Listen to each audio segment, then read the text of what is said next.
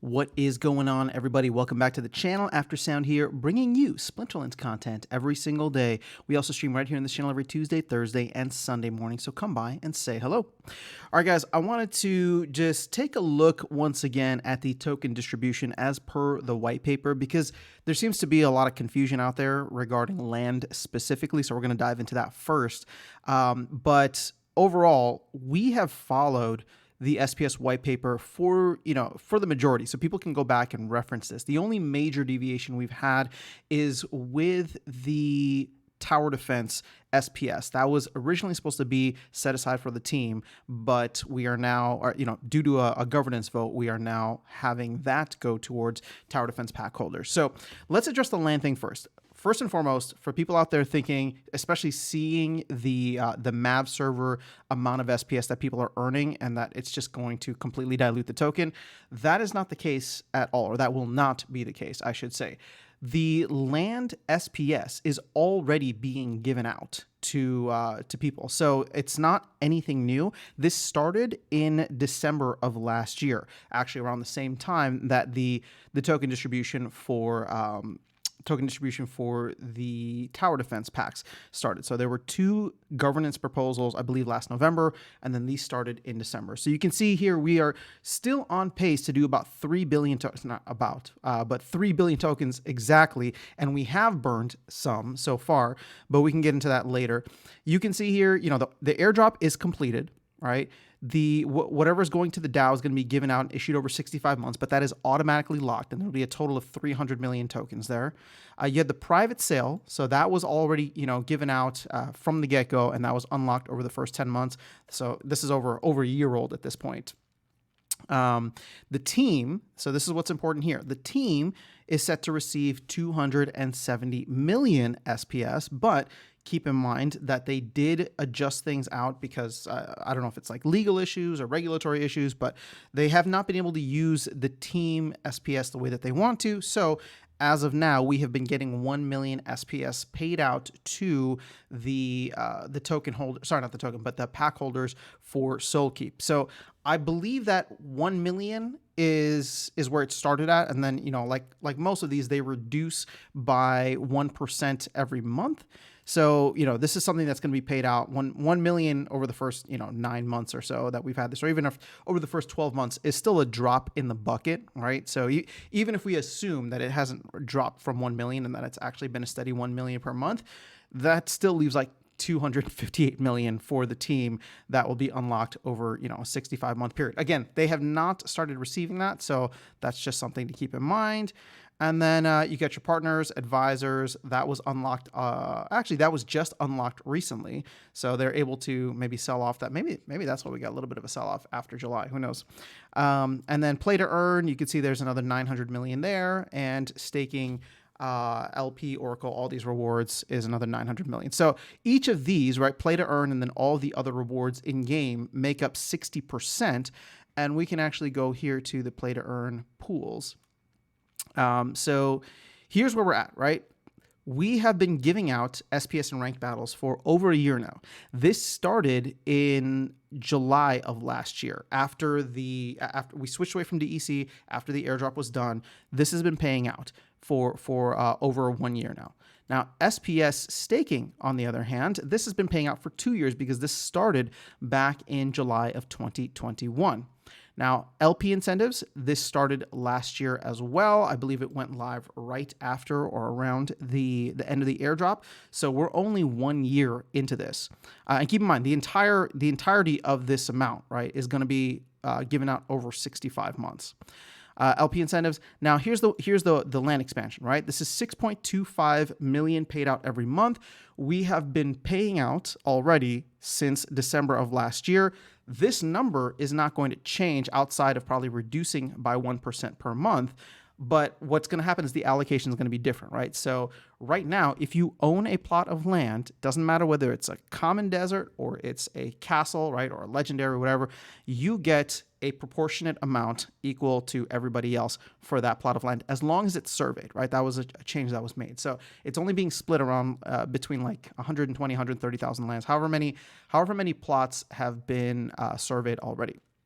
Now, the major change that is going to happen is, I think I receive like 1.3 SPS per each of my plots every single day. But that's going to change, especially for someone like me, where, at least for like my two common plots, for example, I will not be able to compete with like a legendary occupied plot.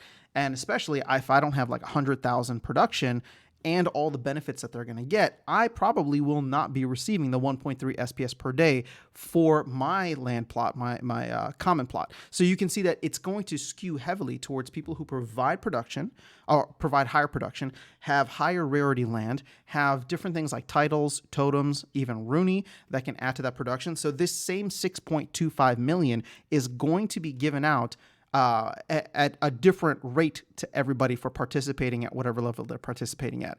Right now, like I said, and for the time being, it's just being given out to anybody who has a piece of surveyed land or a plot of surveyed land in the game. But that's what's going to change, and that's where you're going to see, instead of someone like me receiving like 4 to 5 SPS per day, it's probably going to go down significantly from there. Well, granted, I have the keep, so I'll probably be collecting from that to offset it. But my point is that like my common plot of land is going to receive much less than 1 SPS per day, whereas somebody's legendary occupied plot is going to be receiving a lot more. Now, what makes this even more interesting, right, is the fact that the 130,000 plots are each receiving SPS right now. But we all know that come land, 1, not all of them will be set up on the first day, and then 2, not all of them will be going for SPS. So the proportions that some of these people will be getting are going to be, huge and significantly larger than what they're receiving now. But that's not going to surpass or exceed the 6.25 million. It's just going to be reprioritized, reproportionalized between all of the people. So that's the main thing for land. You can see here we got the SPS Validator Node rewards. I believe these were started out about a year ago as well, in September of last year, so we're only a year in. Tournament prizes, I believe, have been given out every month since the launch of SPS. So we're about 2 years into that. And then Guild Brawls, this is something that went live about a year ago as well. So we're not even halfway through the distribution for, a majority of these things here. And, like I said, I believe this makes up like 60%, right? If we go back to token distribution. Yeah, so play to earn, and then staking LP. Okay, so all of this makes up like 60% of what is going to be given out in terms of SPS. Now, keep in mind, this is all going to be happening over 65 months, right? Which is 5 years and 5 months, and then at that point, we will have to make a decision on how much will be given out, right? Oh, and here you can see here, so 37.5 million is given out per month at the beginning, but every month it reduces by 1% relative, meaning that after 1 year, the 37.5 million drops down to 33.2 million. And the last month that we receive it, or actually not the last month, but on month 60 out of 65, it'll be actually down to 20 million. So this will start to decrease over time. It's not necessarily like a halving, but the amount of SPS being given out over time will start to slow. Now, will that by itself be enough to drive SPS higher? No, definitely not. We need more utility for SPS. The SPS staking requirement in order to earn was a big part of that. I think the SPS staking requirement, which is separate for Soul Keep, in order to earn in that game, I think will be a big part of it too. It'll encourage people to not sell, but hold on to a significant amount of SPS, and hopefully with game growth over time, with economy growth over time, we will start to see the impact of demand rising while supply or dilution is falling. And all of this doesn't even take into account how much we could potentially burn for SPS. We could burn for DEC as Land 1.5 goes live, as Rebellion comes out, as another mini set or promo set, whatever requires DEC in the future.